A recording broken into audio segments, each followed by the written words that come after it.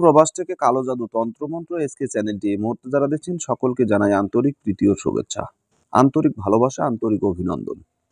ভিডিওর শুরুতেই জাতিগতভাবে প্রত্যেকটা মুমিন মুসলমান ভাই বোনদেরকে জানাই সালাম, আসসালামু আলাইকুম। হিন্দু দাদা দিদির প্রতি আদাব, অন্যান্য সকল ধর্মের প্রতি আন্তরিক ভালোবাসা। তো দেশ ও প্রবাস থেকে কালো জাদু তন্ত্রমন্ত্র এসকে চ্যানেলটি এই মুহূর্তে যারা দেখছেন, আজকে আপনাদের সামনে যে বিষয়টা নিয়ে কথা বলবো এটাকে বলা হয় মহাব্বতের শয়তানি নকশা। এই যে মহাব্বতের শয়তানি একটি নকশা, এই নকশাটা কয়েকটা কিতাবে রচিত রয়েছে, কয়েকটা কিতাবে রচিত আছে, অর্থাৎ কয়েকটা কিতাবে এই নকশা সম্পর্কে আলোচনা করা হয়েছে।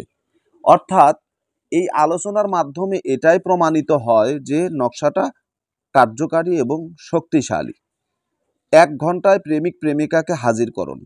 এই যে বশীকরণ একটি শয়তানি নকশা, এই বশীকরণ এবং এই মহাব্বতের শয়তানি নকশাটা যদি আপনারা সঠিকভাবে প্রয়োগ করতে পারেন, তাহলে কিন্তু আপনি আপনার খুব সহজেই প্রেমিক বা প্রেমিকাকে হাজির করতে পারবেন। তাকে হাজির করে আপনার ইচ্ছা প্রকাশ করতে পারবেন, আপনার মনস্কামনা পূরণ করতে পারবেন। এখন এটা মনস্কামনা পূরণ করার ভিতরে কিছুগুলো শর্ত রয়েছে। যেমন প্রকৃতপক্ষে একটা নারীকে আপনি ভালোবাসেন, তার শরীরকে না, তার দেহকে না, প্রকৃত ভালোবাসেন তার মনকে, তার আত্মাকে।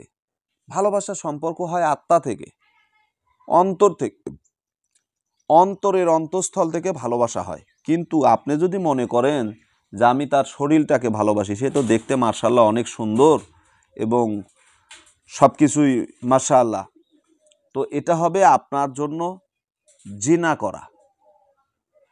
আর জিনা করা এটা তো অনেক বড় একটা পাপ, কারণ আপনি যখন জিনা করলেন তখন আল্লাহর সঙ্গে বিদ্রোহ করলেন,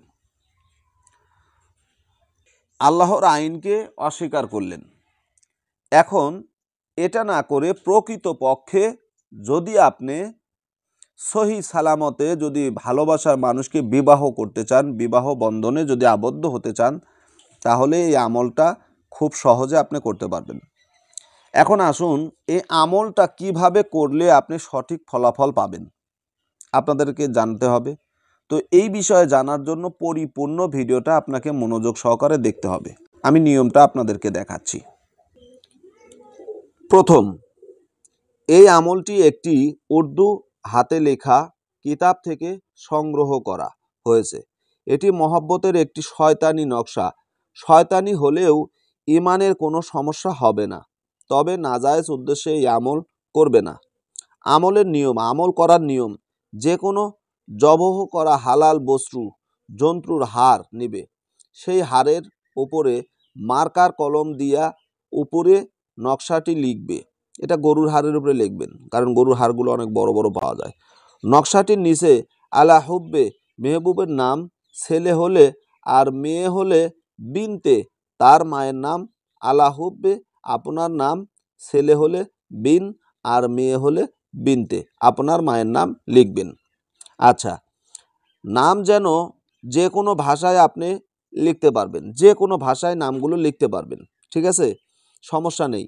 মার্কার দিয়ে পরিষ্কার করে লিখবেন। আবার এটি কোনো লোহা জাতীয় জিনিস বা পেরেক দিয়েও দাগ কেটে লেখা যায়।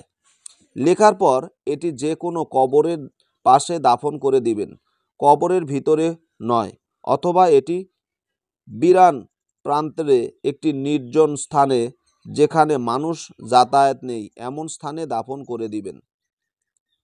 2 থেকে 3 সপ্তাহের মধ্যে মেহবুব দেওয়ানা অস্থির হয়ে আপনার কাছে আসবে, 100% আসবে। তো আশা করি বুঝতে পেরেছেন। এই নিয়মে যদি কাজ করেন খুব সহজেই আপনি সাকসেস হবেন। আজকের মতো এখানে বিদায় নিচ্ছি। আল্লাহ হাফেজ।